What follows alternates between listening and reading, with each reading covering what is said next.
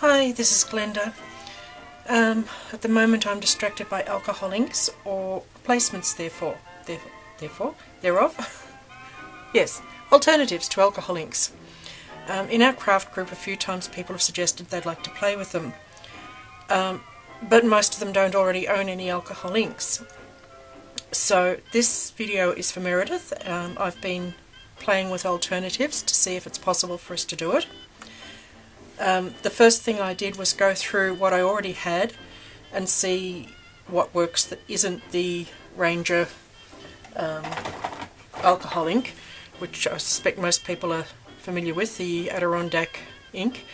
It runs here at $6 a bottle in Australia and $9 for the metallics, and the blending solution is about $13.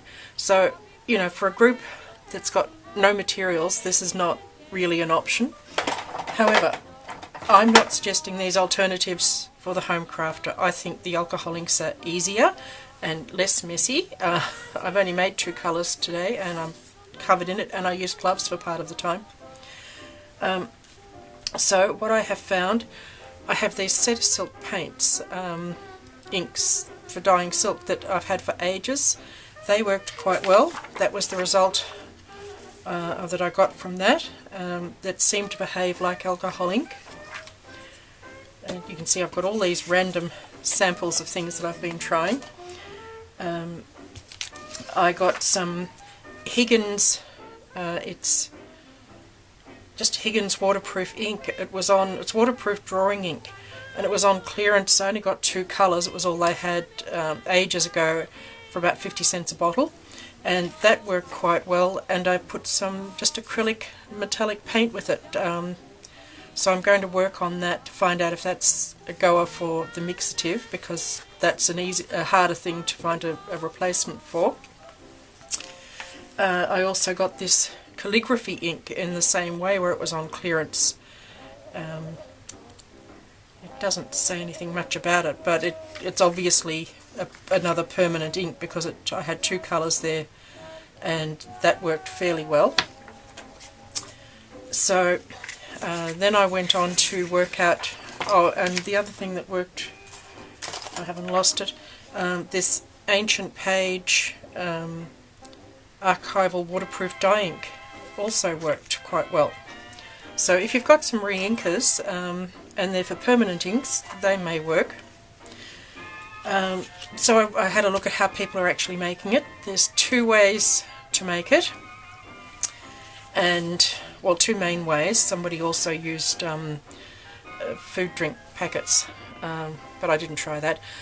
The main one is to use liquid RIT dye, and it's 50-50 dye and isopropyl alcohol. The jury seems to be totally out about whether you need to have the 70% rubbing alcohol or the pure 90-odd% version. Different opinions from different people. Excuse me.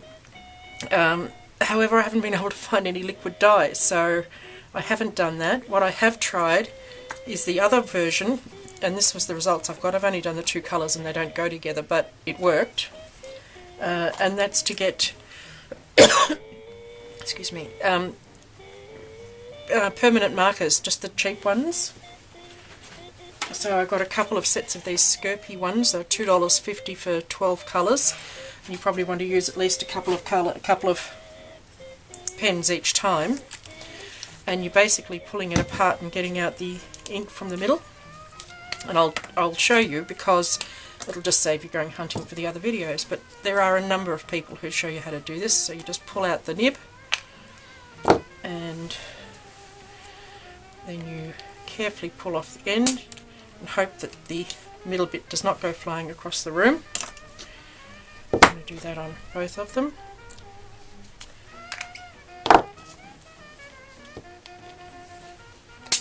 Oop, there goes the other one. So then you want a knife, and you're going to slit it down the middle. Grab some scissors.